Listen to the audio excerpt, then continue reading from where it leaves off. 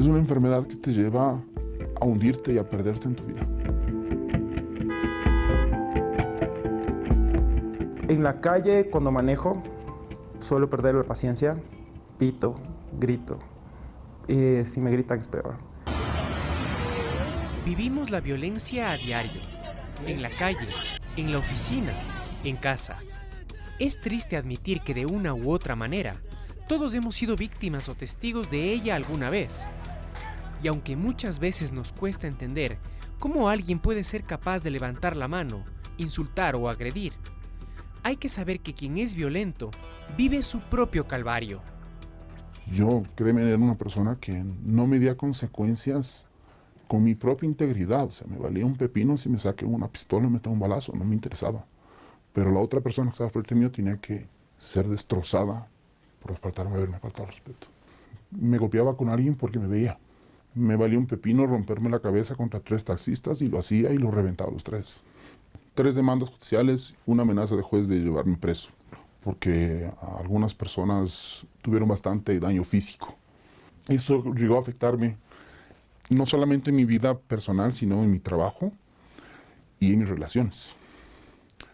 Yo nunca golpeé a una mujer, pero ganas nunca me faltaron. ¿Me explico? La violencia no es nueva.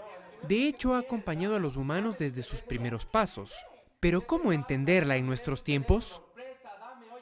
Hay un tema, yo diría, cultural, sociocultural, donde no es solo el Ecuador, sino a nivel mundial, hay mucha presión y mucho estrés. Y el estrés hace que aumente el tema del enojo, de la ira y de la violencia en general. El enojo surge de una frustración y esa frustración lo que genera es un exceso de energía que es tóxica y que esa energía busca salir y busca resolver la situación. Desde temas laborales hasta temas personales, desde temas profesionales, de estudios, hasta temas en relaciones de pareja, de amigos. Ya no solo es el estrés, creo que hay una respuesta también más global a un miedo de que algo te pase, de que algo les pase a tus hijos mientras están camino a la escuela o cuando vuelve tu hija en el taxi. La indefensión como tal nos ha generado una suerte como de alarma y puede ser posible que más personas piensen que tengan que defenderse de una forma violenta frente a este sentimiento de indefensión producto de todo lo que están viviendo día a día. Lamentablemente, la violencia es como un virus. Quien es violentado a menudo propaga esa ira en su entorno.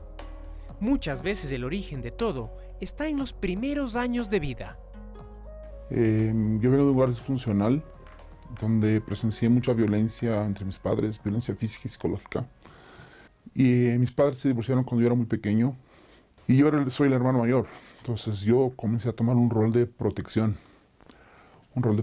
hacia mis hermanos menores. ¿Por qué este rol de protección? Porque yo sufría mucho abuso por parte de la persona que era o es la pareja de mi padre, su suegra y su cuñado, con quien nosotros teníamos que vivir. Y con mi madre era igual. Mi madre explotaba porque volaba una mosca y te golpeaba con lo que tenía en la mano. Y yo tenía que colocar siempre mi cuerpo para proteger a mis hermanos y el mío defenderme, porque más de una vez hubo heridas sangrantes. Yo me volví una persona violenta por soltar esa ira de la infancia, llamémoslo así. Sin embargo, la violencia no son solo moretones o gritos, sino que está escondida en los gestos más cotidianos. Cualquier tipo de elemento que fragmente tu tranquilidad es una forma de violencia, es una forma de ruptura, es una forma de fragmentación. Y creo que podemos todos caer en la trampa de pensar que violento es solo aquel que te lanzó un vaso. Me enojé tanto que me quise ir de la casa. Habíamos peleado por un trabajo con una amiga y a la final ya nos distanciamos porque nos peleamos fuerte. El peor ataque que tuve y pateé la puerta del carro. Entre conductores o en la calle, en los carros particulares, no le dio paso a uno, ya le mandó insultando. Si tú te subes al bus y el bus no te para cerca de la vereda y el bus frena, empiezas a sentirte indefenso. Y muchísimas veces la violencia tiene que ver con esa indefensión. Es precisamente ahí cuando nos empezamos a anestesiar. No pasa nada, lo puedo manejar, lo puedo controlar, y luego terminas golpeando a tu pareja, por ejemplo. Uno empieza teniendo violencia desde la casa. Y mucho más la violencia generacional que tuvimos nosotros, donde nuestros papás no sabían cómo educarnos y disciplinarnos. Entonces la primera respuesta era a través de la correa, la chancleta. Yo quería que mi hermana sea perfecta para que no la castiguen como me castigaban a mí. Y yo terminé castigándola a ella para que aprenda. Y creo que especialmente en las relaciones de pareja es donde más he reproducido el tema de la violencia, porque he querido que sean parejas perfectas. Estábamos discutiendo por una bobada y yo sentí que me iba a dejar. Y sentí la indefensión, y sentí el miedo, y sentí traición, sentí deslealtad, sentí ganas de que no me rompan el corazón. Y para defenderme empecé a ser más violenta. Sí llegamos a golpearnos mutuamente, pero yo sentía por dentro que yo misma me estaba rompiendo. Y es que cuando uno no quiere ser violento con el otro, es violento con uno mismo. Y creo que uno de los primeros que me acuerdo fue quererme botar del carro. Bien, mira todo este texto, mira. Para quienes han vuelto a la violencia parte de su vida, es difícil darse cuenta que necesitan ayuda. ¿Cuándo es el mejor momento para buscarla? Está bien educada, no me vengas a haciendo mal las cosas. Ándate tú de aquí. En realidad hay muchos momentos donde se puede buscar ayuda, desde cuando siento que no puedo manejarlo, desde cuando la persona puede identificar que está haciendo daño, o cuando la persona termina haciendo una acción que ya no solo la misma persona se da cuenta, sino todo su entorno se da cuenta de que ha generado daño y que necesita ayuda, ¿no? Para tratar la violencia, hay varias aproximaciones desde la psicología, siempre teniendo en cuenta que cada caso es diferente. Si ponemos 3 estándares, que podrían ser el enojo, la rabia y la ira, ¿no?, con la violencia más extrema. En este caso, el tema es, sí, manejarnos en lo posible a nivel del enojo para poder resolver desde ahí las distintas situaciones. Y en la medida que vamos resolviendo día a día las situaciones, va a ser más fácil que el enojo y el vaso no se vaya llenando de golpe, sino que esté más bien en los niveles inferiores, ¿no? Y comencé a encontrar cuáles eran los focos de esta agresividad, de esta violencia, y aprendí a controlarlos. Aprendí a que una situación difícil no tiene que llevarme a un proceso peor, sino que tengo que tomar a esa situación difícil a mi favor. Mi vida es otra. Mi esposa lo dice, mi familia lo dice. Simplemente tienes que seguir viviendo y en paz. Evidentemente que pedir disculpas es muy importante y es necesario. Observarse hacia adentro también es muy importante, pero sobre todo volver a sentir que eres capaz de generar daño, que algo está sucediendo.